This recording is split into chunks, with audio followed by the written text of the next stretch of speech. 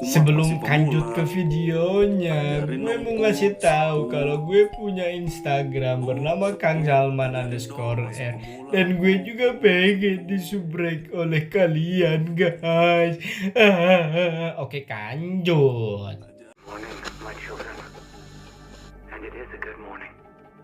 Can you feel it?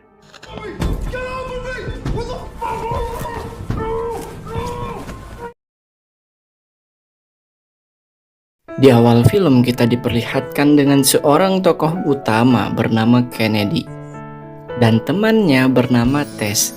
Mereka berdua akan bermain bowling di salah satu tempat yang akan dihancurkan besok karena bangkrut.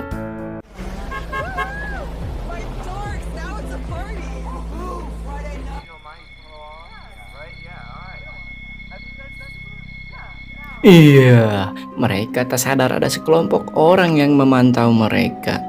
Kemudian kita diperkenalkan dengan seorang penjaga tempat tersebut bernama Bruce. Go for Bruce. We got a dead man on it. As fuck, they don't have black lights and lasers. All I need is Xanax. They only do rockable. Ternyata Bruce adalah bapak Kennedy. Entah malu atau gimana, si Kay meminta agar Bruce berpura-pura tak mengenali dirinya. Yeah. You know Pete, right? He plays soccer, tennis. Shoes and rental, closing night discount, that'll be... Teman songong si Tess ini tak sengaja menjatuhkan popcornnya dan ia dihampiri Bruce. Stop! Melihat itu, Kennedy sontak berkata, "Ayah, hentikan!" This fucking place! Ia pun dibujuk Tess agar menikmati pestanya. Sedangkan Bruce dipanggil oleh atasannya. Si atasan mengatakan bahwa dirinya harus tenang karena kau adalah karyawan paling setia di tempat ini. Dan ia memintanya untuk menenangkan diri dengan abok. Di saat yang bersamaan, karyawan lain sedang melakukan skedi pap-up bersama wanita simpanannya. Lalu, Wait 5 minutes, then come out. Come on, baby.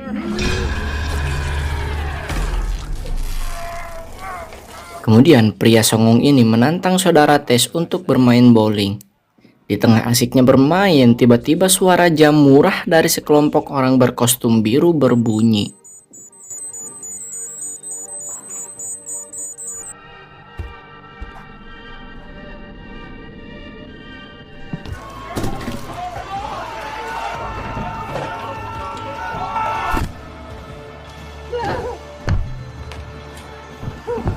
Iya, terjadi kekacauan yang dilakukan oleh Seru.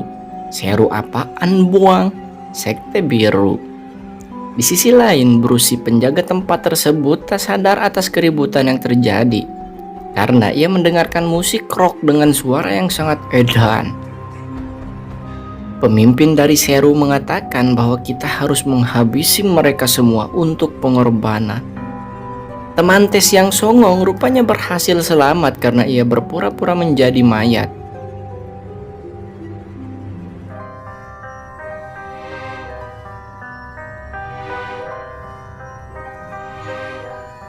Untungnya Tess dan Kay berhasil bersembunyi. Kay pun menelpon polisi, namun yang mengangkat telepon tersebut adalah salah satu dari Seru. Menyadari hal itu, mereka pun lari dan saat mereka terpojok,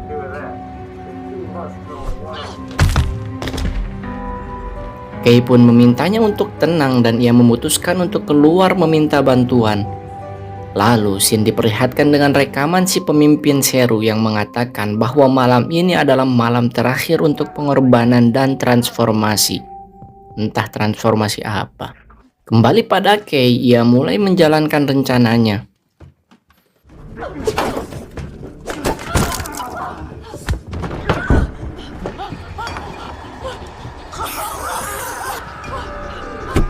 Bruce yang malah asik di ruangannya ditelepon oleh Kay dan memberitahukan kejadian yang sedang terjadi.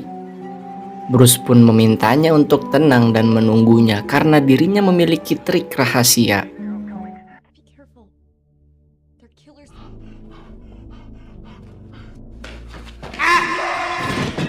Iya, kalian maklumi saja karena genrenya juga thriller komedi. Setelah berhasil mengalahkan salah satu dari Seru, ia pun berhasil bertemu dengan Kei. Bruce pun menyuruhnya untuk mengendap-endap dan kabur lewat pintu belakang. Dirasa semuanya sudah turu, pemimpin Seru pun akan memulai pengorbanannya. Dan saat giliran teman Tess yang songong akan dibunuh, ia malah cepu dengan memberitahukan ada 3 orang yang masih hidup di ruangan ini. Mendengar itu, si ketua Seru pun memutuskan untuk mencari mereka terlebih dahulu. Kembali pada Bruce dan Kei, mereka pun membuat rencana. Dan ya, ternyata rencananya adalah menyetel musik keras sebagai pengalihan dirinya yang akan mengambil shotgun ke gudang. Those self-respecting Satanists wear a baby blue hoodie. Then what?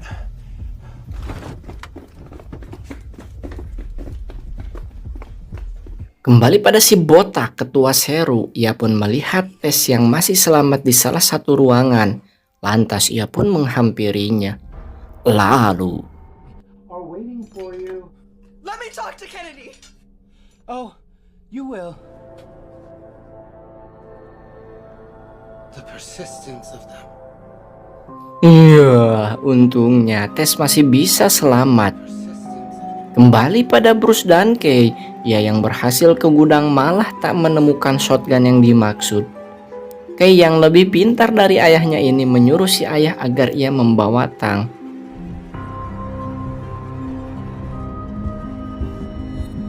Tess yang ternyata bersembunyi di kamar mandi dihampiri salah satu dari Seru.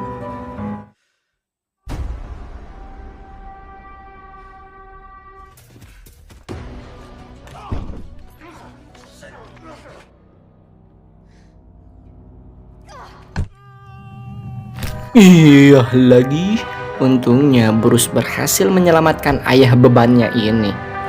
Dan saat mereka terdesak, untungnya si atasan datang dan mengorbankan nyawa demi tempat usahanya ini.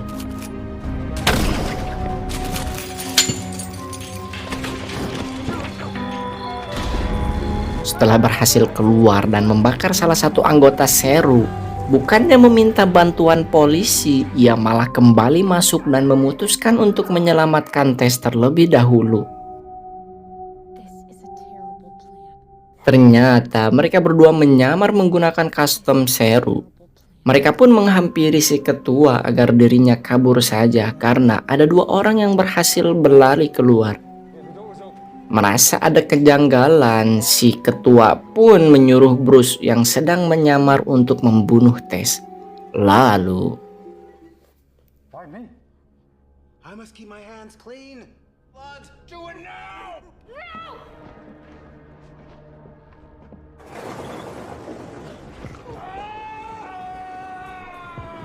saat mereka terpojok, tiba-tiba jam murahnya itu kembali bersuara. Dan anehnya, mereka semua membunuh dirinya sendiri secara bersamaan. Meski si ketua berkata bahwa ini belum waktunya transformasi, tapi ya sudah tanggung. Lalu,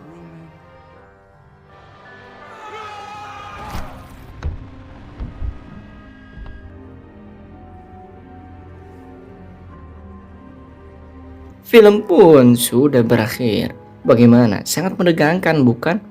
Film ini menceritakan sebuah sekte aneh yang melakukan ritual dengan cara membantai habis para pengunjung.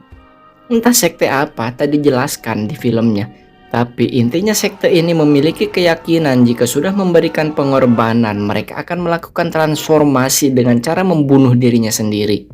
Dan ya, inti ceritanya gitu aja sih, sangat singkat dan sederhana. IMDb untuk film ini adalah 4,1/10. Sesuai lah ya. Hikmah dari film ini, jangan mudah digoblok-goblokin orang, karena sekarang banyak sekte aneh berkedok agama. Terima kasih. Lah buang, kok filmnya cepet banget? Lah gue juga bingung gue mau nambahin apa, karena filmnya memang singkat padat seperti itu guys. Sisanya hanya aksi-aksi dari kekejaman si Seru. Seru apaan dah bang? Sekte biru, udah gak usah nanya lagi.